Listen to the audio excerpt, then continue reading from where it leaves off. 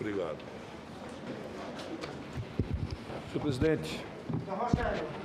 Senador Rogério Carvalho. Inicialmente, eu queria cumprimentar o servidor Luiz Ricardo Miranda, cumprimentar o deputado Cláudio Miranda. Nós estamos aqui já há algumas horas nessa CPI e a gente tem visto hoje uma outra face do que acontece no combate à pandemia no governo do presidente Bolsonaro. Mas antes de eu entrar no debate deste momento, eu queria pedir para passar um vídeo que me deixou muito convicto do trabalho da CPI até agora e dos apontamentos que a CPI tem feito quanto ao modo como o governo tem conduzido, do ponto de vista da saúde pública, o combate à pandemia. E depois eu vou fazer as considerações sobre a audiência do dia de hoje. Por favor, o vídeo do ministro Paulo Guedes. O ano passado foi um ano muito difícil, Aumenta o som, por favor. Mas operava-se sob uma orientação geral, e às vezes se fala até que foi o governo que fez isso, mas não foi. O primeiro-ministro da Saúde que nós tivemos, ele popularizou dentro do governo a teoria exposta para nós e que nós acreditamos e que vimos acontecer. Ele estava certo, ele falou, olha, março, abril e maio, ela sobe forte. Então nós temos que fazer o distanciamento social, porque com o distanciamento social, ela não sobe tão verticalmente, ela vai subir um pouco mais devagar, e aí vai dar tempo de ir criando a imunidade de rebanho aos poucos. Porque se pegar em todo mundo ao mesmo tempo, explode a capacidade hospitalar. Então a ideia de imunidade de rebanho foi uma ideia lá difundida lá logo no início, dizendo, olha, não se falou em barreira sanitária, testagem em massa, vacina, nada disso. A ideia era vamos aos poucos, para não, se for todo mundo ao mesmo tempo, explode a capacidade hospitalar. Bom, de apresentar essa pérola, porque mostra exatamente como o governo do presidente Jair Messias Bolsonaro contribuiu para que nós chegássemos aos 509.282 mortos nesta pandemia. E até agora, a CPI tinha se concentrado no trabalho de mostrar o quão negligente e até responsável foi o presidente Bolsonaro por conduzir o país a essa trágica marca que nós estamos vivendo, por ter adotado como única medida sanitária o uso da cloroquina em detrimento de qualquer outra coisa. E eu quero também dizer que essa CPI já cumpriu grandes papéis. O primeiro deles foi a pressão sobre vacinas, que a gente passa a ter contratos assinados, a gente passa a ter algumas conquistas decorrentes dessa CPI. E hoje a gente começa a passar a limpo algumas ações deste governo e que precisa ser explicitado para a sociedade no que diz respeito à aquisição de alguns insumos estratégicos pelo Ministério da Saúde. O servidor Luiz Ricardo Miranda foi muito claro aqui. Houve uma tentativa de obrigar ele, como servidor, a dar um parecer em desconformidade com o regramento do Ministério da Saúde para que fosse autorizado o pagamento de 45 milhões de dólares numa empresa com sede, se eu não estou enganado, em Singapura, onde é mesmo? Na Singapura, se não estava enganado, e ele conseguiu impedir que fosse feita essa autorização e conseguiu impedir que fosse pago 45 milhões de dólares sem que as vacinas tivessem a certeza de chegar ao nosso país. Agora, diante disso, a gente começa a perceber que ele passa a ser ameaçado.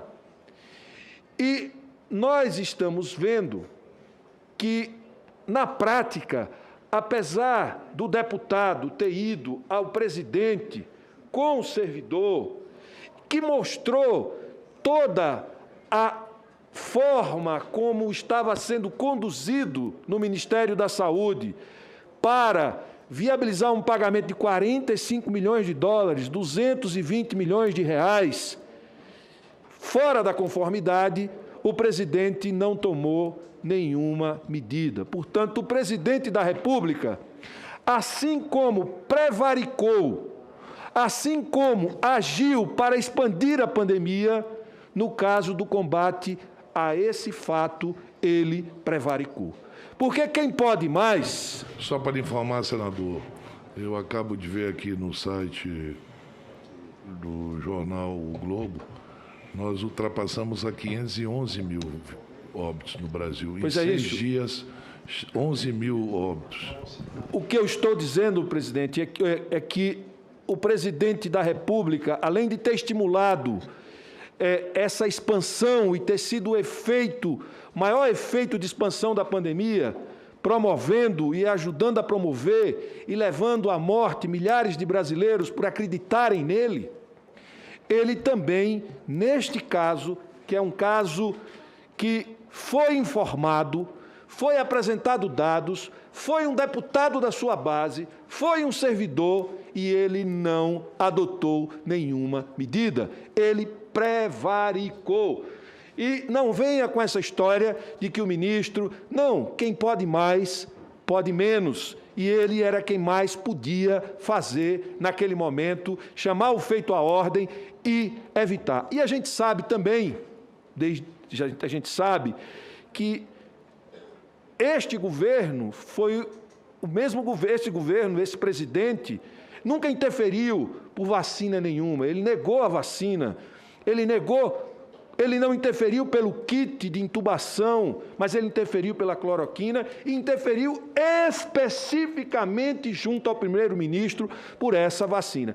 E, portanto, ao ser procurado pelo deputado, ao invés de tomar medidas que garantissem que não ocorresse o pagamento dos 45 milhões de dólares, 220 milhões de reais, ele não tomou medida nenhuma e não fosse a segurança e a persistência do servidor, teria sido pago 45 milhões de dólares sem estar na conformidade. Agora, eu quero aqui fazer uma pergunta ao deputado, se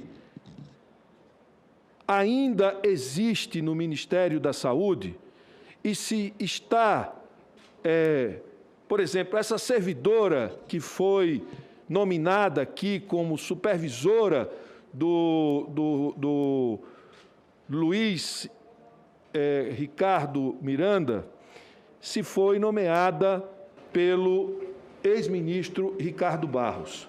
E também gostaria de saber se o ex-ministro Ricardo Barros, ele ainda tem força no Ministério da Saúde, se ele ainda comanda espaços no Ministério da Saúde, se ele ainda continua exercendo influência decisiva no Ministério da Saúde, e se agora eu refrescando a memória de Vossa Excelência, se não foi o ministro Ricardo Barros, que é deputado federal, líder do governo, quem o presidente, a quem ou o presidente da República se referiu. Se assim, refrescando a memória de Vossa Excelência, se Vossa Excelência poderia confirmar se foi o ex-ministro Ricardo Barros, atual deputado federal, líder do governo, o deputado que ele disse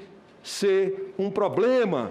Porque, veja, ele foi ministro ele exerce influência dentro do Ministério da Saúde, imagino, pelo que se ainda tem servidores que foram nomeados por ele, que permanecem no Ministério da Saúde, eu pergunto a Vossa Excelência se é fato que ele exerce influência no Ministério da Saúde, se é esse ex-ministro da Saúde, que é deputado federal, líder do governo na Câmara, a pessoa que é o problema para o presidente da República. Deixaria essa pergunta para Vossa Excelência.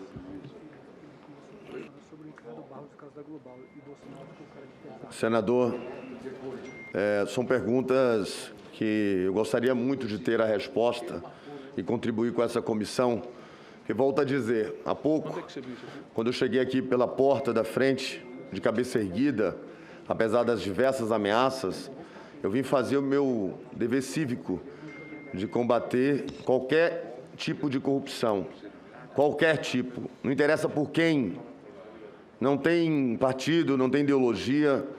Se nós não fizermos isso, não adianta ter político de estimação. E certamente, se eu pudesse lhe precisar essa resposta, eu lhe daria. Ter dúvidas, suspeitas, achar aqui nesse parlamento é um risco. A gente tem que ter certeza absoluta. Eu queria ter essa certeza hoje, agora. Mas o porque, só concluir, porque as pessoas não estão entendendo. Eu vi um monte de senadores aqui, e pelo incrível que pareça da base governista, querendo comprovar e desconstruir que o servidor está errado, mesmo com relatório do TCU confirmando que ele fez certo, relatório da Anvisa confirmando que ele fez certo, o próprio MPF investigando o mesmo tema. Aqui é fala dele, né? E ele só travou os 45 milhões de dólares. São só 45 milhões de dólares. E se eu tivesse o nome para lhe precisar, foi esse aqui, o cara que está mandando ali por trás, deixou de salvar 20 milhões de vidas porque escolheu uma vacina que ia ficar travada, porque tentar empurrar a goela abaixo, nós brasileiros não somos bestas, não vamos deixar mais isso acontecer. Eu, pelo menos, não deixei, levei o conhecimento do presidente. E vou ser criticado hoje, mas quando a hipocrisia acabar, como eles gostam de falar, quando a máscara cair, ficar comprovado o verdadeiro jogo, vai todo mundo lembrar onde foi que começou. Começou na coragem de impedir que esse tipo de ação continue. Então, senador, me perdoe não ter essa resposta agora, mas vou continuar fazendo o que é certo, independente de quem está no poder me ameaçando ou me chantageando. Veja, aqui no Globo, acho que é o Globo, e aí a gente vai para a segunda fase. Além de tudo, essa empresa global já vendeu para o Ministério e não entregou. No ano tal, processo tal. Ele aí cita: esse é o caso do Ricardo Barros. Eu falei, exatamente, presidente. Aí ele faz um manifesto um pouco descontente, falando que estava difícil para ele lidar com esse tipo de situação, mas que iria encaminhar para o diretor-geral da Polícia Federal. Isso aqui são declarações que, segundo o Globo, é um diálogo de Vossa Excelência com o presidente da República. Como é que eles tiveram acesso a isso? Não sei, mas está aqui como eu se nunca fosse... falei, desculpa, eu nunca falei isso para ninguém. Bom, o Globo Economia, Globo recomenda, está aqui, ó. Estão tentando acertar o nome. Pois é. Então... eu não tenho essa memória tão boa assim, queria ter. Olha, neste momento o presidente atende claramente todas as demandas, relator Miranda. Também contou que o presidente chamou o processo da Global como o caso do Ricardo Barros. E aí a gente vai para a segunda fase. Além de tudo, essa empresa global já vendeu para o Ministério e não entregou no ano tal, processo tal. Ele aí cita: esse é o caso do Ricardo Barros. Eu falei, exatamente, presidente. Aí ele fez um manifesto um pouco descontente, falando que estava difícil para ele lidar com esse tipo de situação, mas queria encaminhar para o diretor-geral da Polícia Federal. Isso aqui é um diálogo que foi dito pelo jornal O Globo. Senhor presidente, eu vou deixar 1,06 minutos para os próximos colegas. Agradeço. Muito obrigado, presidente.